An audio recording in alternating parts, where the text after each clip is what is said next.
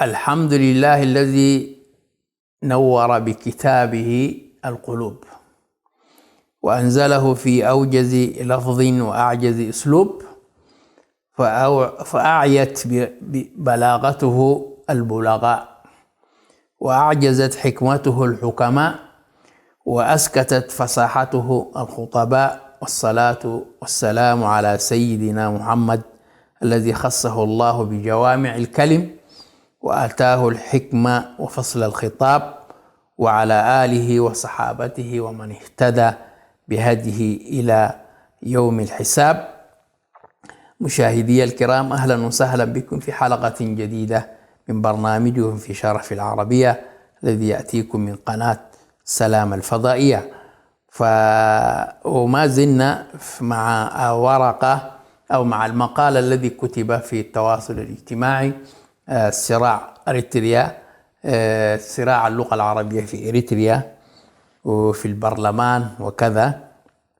وتحدثنا أن إريتريا أن هي لغتها الرسمية في البرلمان في الخمسينيات هي اللغة العربية واللغة التجرينية، وكذلك في البرلمان الذي نشأ بعد التحرير عام 1997 أقرت اللغة العربية، ولكن كانت بغموض ليست واضحة.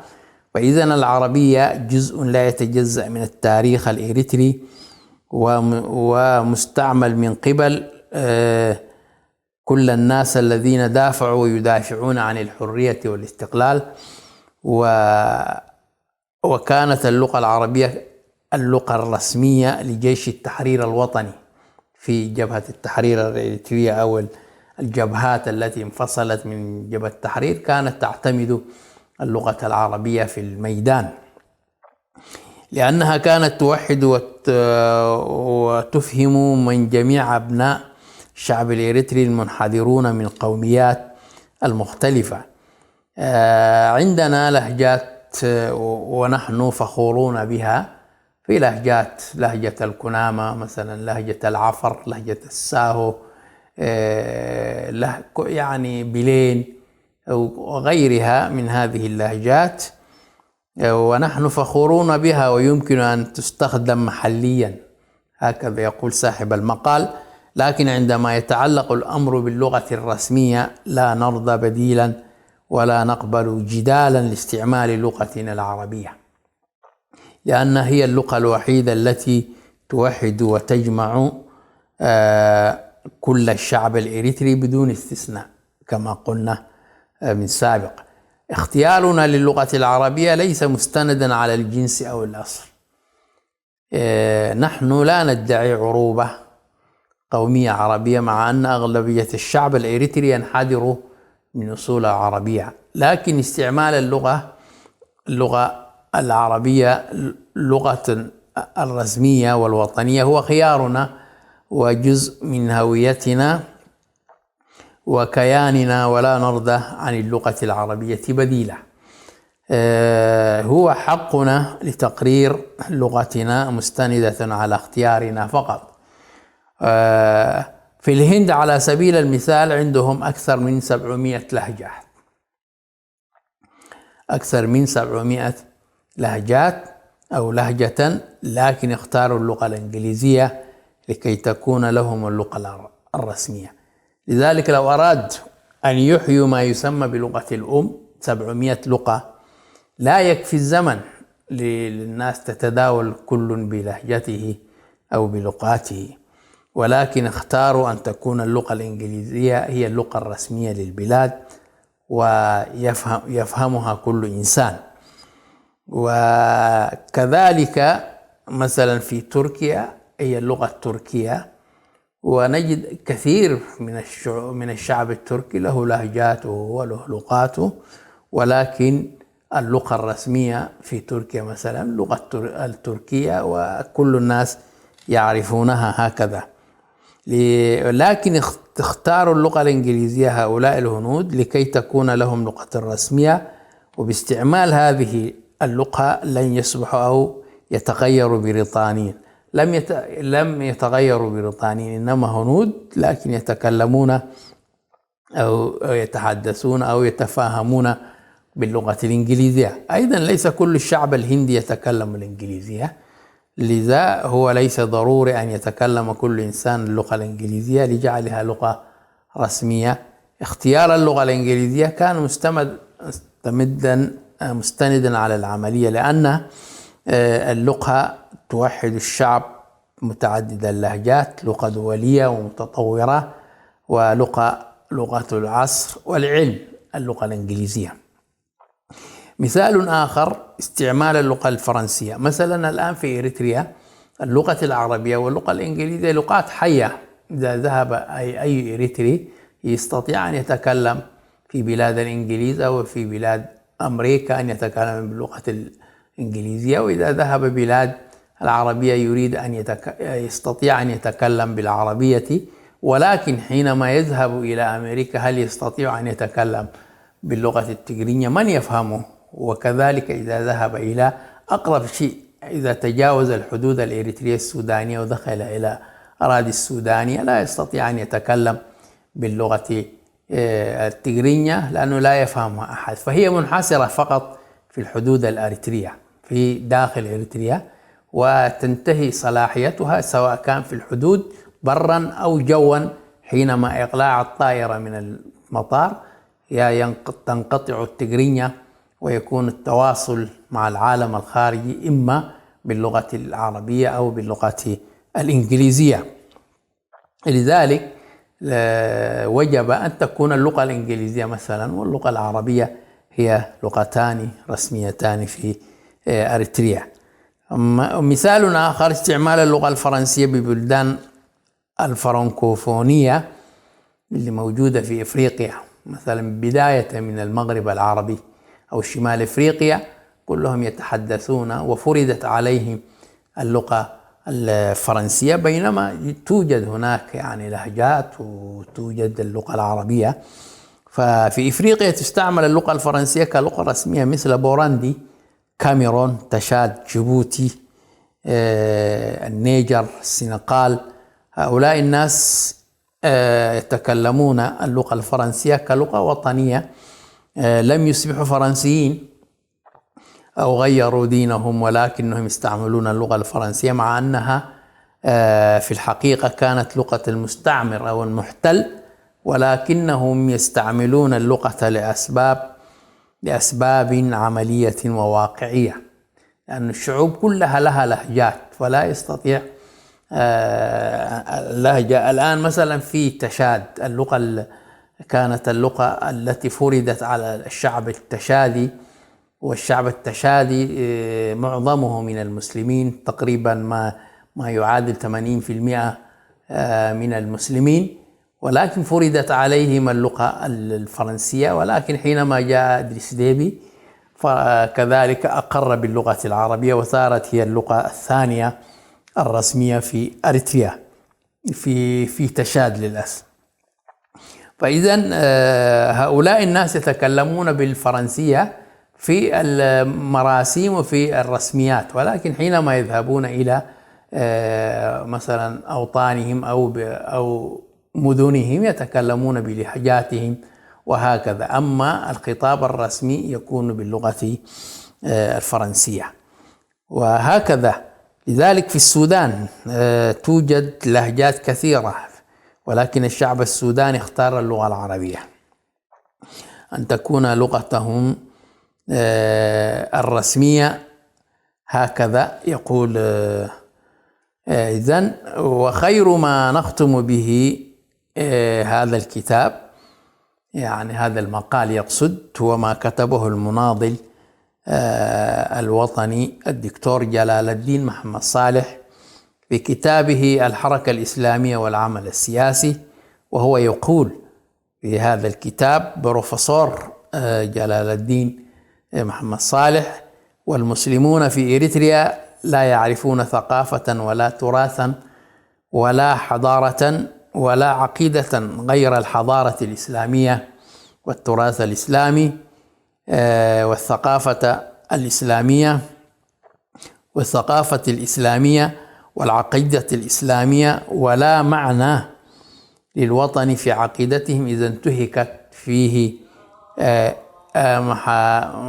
محرماتهم الثقافية والحضارية، ولا يربطهم بهذا التراث وهذه العقيدة غير اللغة العربية، وقد أجمعت عليها مشيئتهم يعني اللغة العربية، وتكمن فيها مصلحتهم، مما يحتم عليهم نبذ سياسات التقسيم القومي، ولهم الحرية في أن يقبلوا ما يشاءون ويرفضوا ما يشاءون، فإن المشيئة كما يرى رينان تجمع أقواما وتقيم دولا.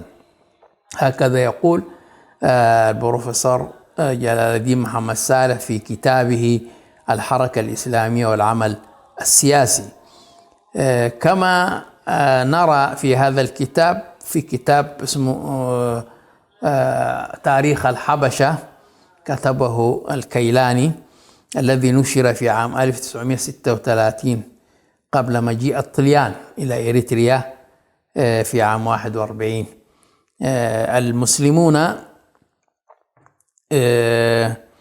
يقول قبل مجيء البريطانيين إلى إريتريا في الأربعينيات 1941 المسلمون الإريتريون كانوا يستعملون اللغة العربية والشريعة الإسلامية في شؤونهم وحياتهم اليومية، هذا خلافا ما يدعيه النظام الإريتري. ووثيقة نحن وأهدافنا، هذه الوثيقة كتبت في الميدان: نحن وأهدافنا، نحن علمنا، نحن وأهدافنا، وكانت ترسم برنامجا مخالف لما اتفق عليه في النضال الإريتري. وطبقت هذه الوثيقة: نحن وأهدافنا، نحن علمنا، هكذا. وكتاب موقع دق أبات، هذا كمان بقايا إثيوبيا، كان يقول إثيوبيا ويموت. هذول طبعا حزب الأندنت الإريتري. السيد الكيلاني له كتاب سماه تاريخ الحبشة، وهو زار إريتريا عام 1936 قبل دخول الإنجليز إلى إريتريا، ويكتب بكل وضوح عن مشاهداته في الديار الإريترية عن الإسلام والمسلمين واللغة العربية. إذن الإسلام واللغة العربية. ولكن اليوم بعد 30 سنة من الكفاح المسلح وبعد الاستقلال، لماذا حالة الإسلام والمسلمين أصبح أسوأ من أيام الاستعمار في إريتريا؟ هذا سؤال يطرح الآن للحزب الحاكم، أن بعد 30 سنة من الكفاح المسلح وأكثر الذين ماتوا في الثورة الإريترية هم من أبناء المسلمين، وكانوا يتوقون للاستقلال والحرية. يقول: لماذا حالة الإسلام والمسلمين أصبح أسوأ من أيام الاستعمار في إريتريا؟ لماذا وكيف حدث ذلك وما العمل؟ إلى فاصل قصير مشاهدي الأعزاء ثم نعود إليكم.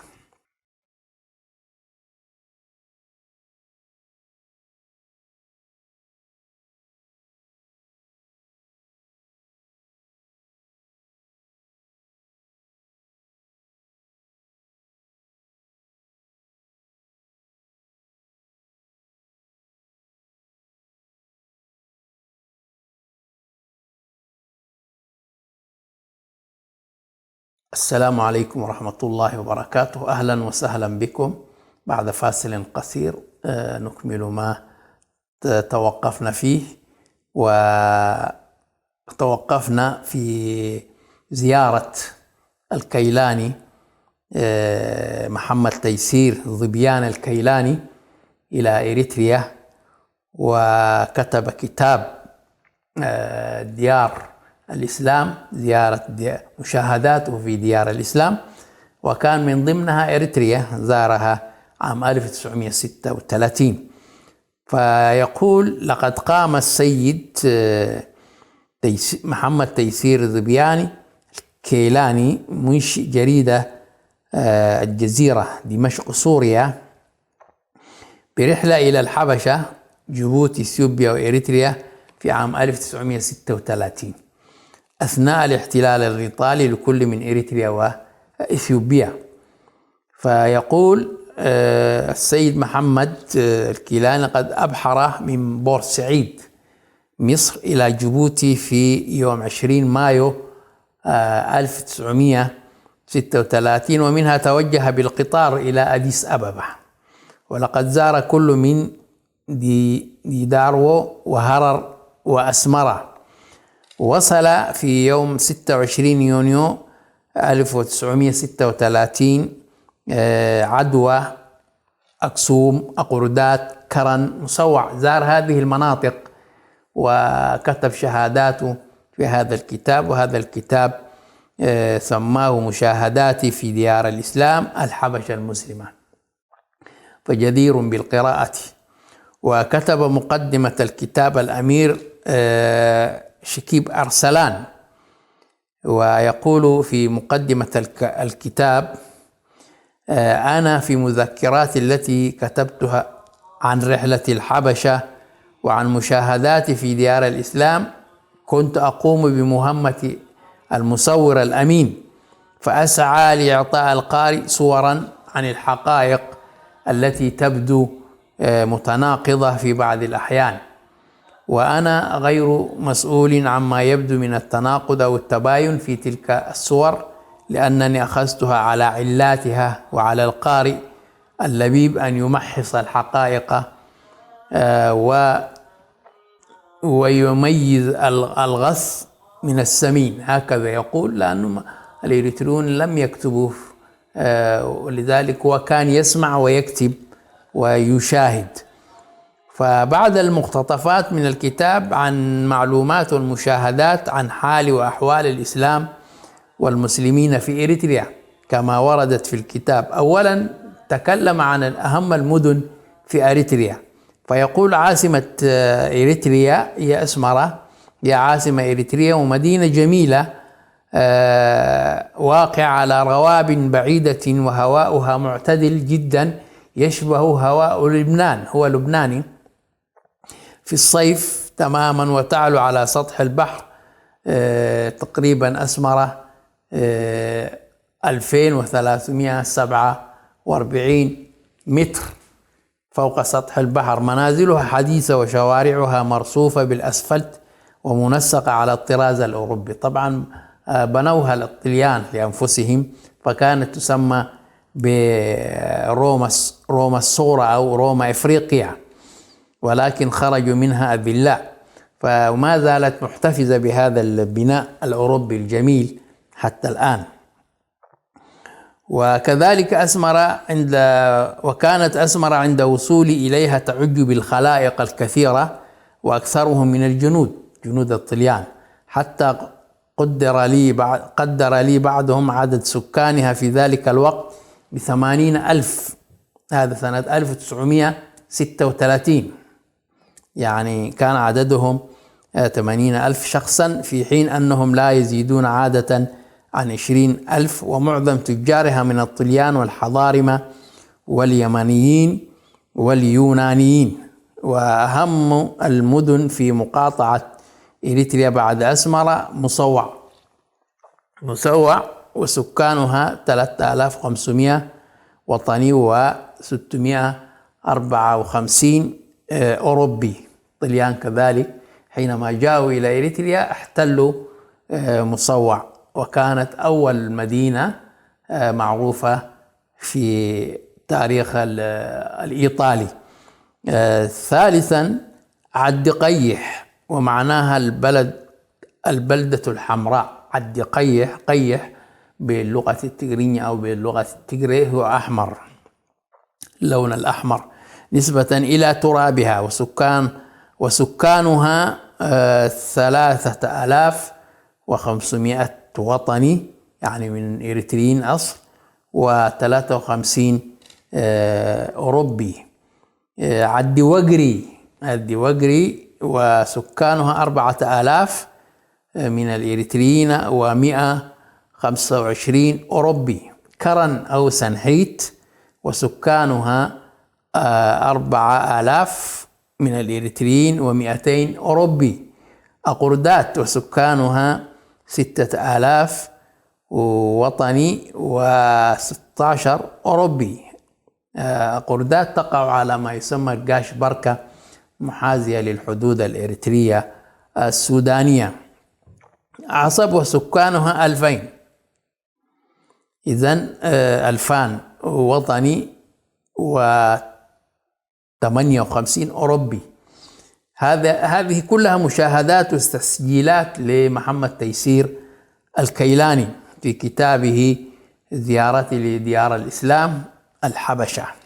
مشاهداتي بارنتو وسكانها 2000 وصل هذه المناطق 2000 من الإريتريين و7 أوروبيين.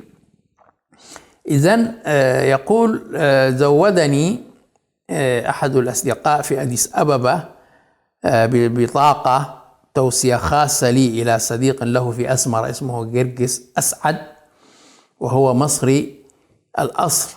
ولدى وصولي إلى أسمرة توجهت حالا لمقابلة هذا الشخص، فعلمت أنه يقوم بتدريس العربية في مدرسة البنات، فانتظرته في منزله حتى جاء، ولما طلع على البطاقة رحب بي ترحيبا كبيرا.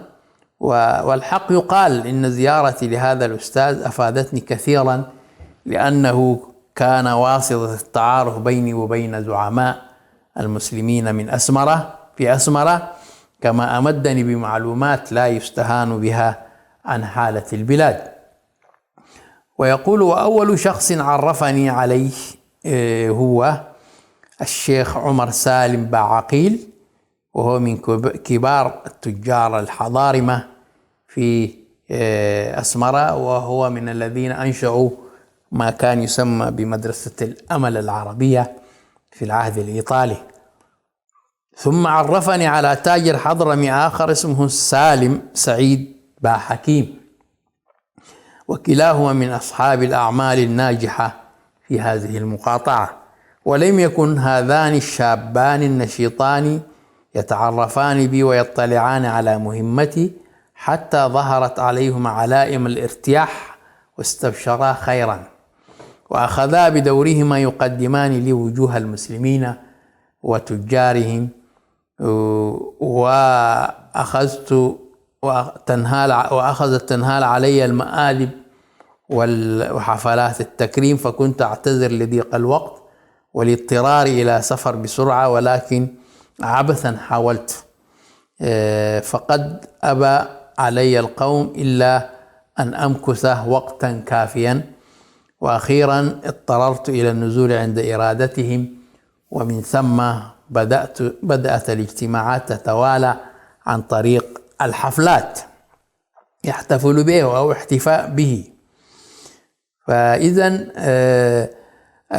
هذا الرجل حينما جاء استبشر به المسلمون وحكوا له ما يريدون أن يجعلوه عن واقعهم حتى يساعدهم في ذلك. أولا اجتماع حافل، قال هكذا عنوان فرعي: اجتماع حافل.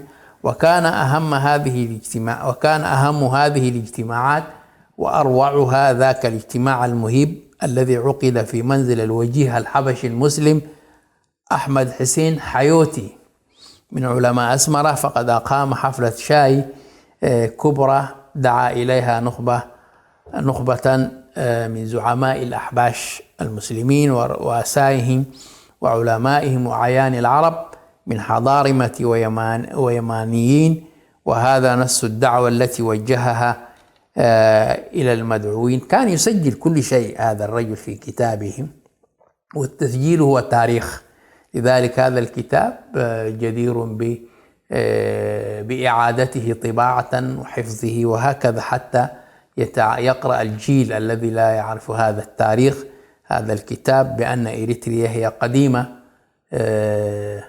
ولها جذور عربية ولها صلات مع الدول العربية. فيقول قال أنشرها كنموذج لطريقة الكتابة عند القوم. علمت من مسلمي أسمر أن وفد السلام الذي زار مكة المكرمة وصنعاء اليمن للتوفيق بين عاهلي الجزيرة والمؤلف من السادة هاشم الأتاسي والحاج أمين الحسيني وأمير شكيب أرسلان عن رجاء في طريقه على أسمرة.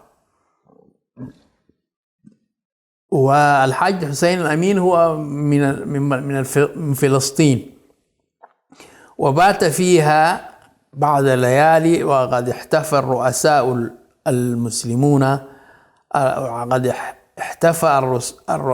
المسلمون بأعضاء الوفد احتفاء باهرا. قبل زيارته كانت زيارة لهذا الوفد الكريم بعدما جاءوا من مكة المكرمة وصنعاء.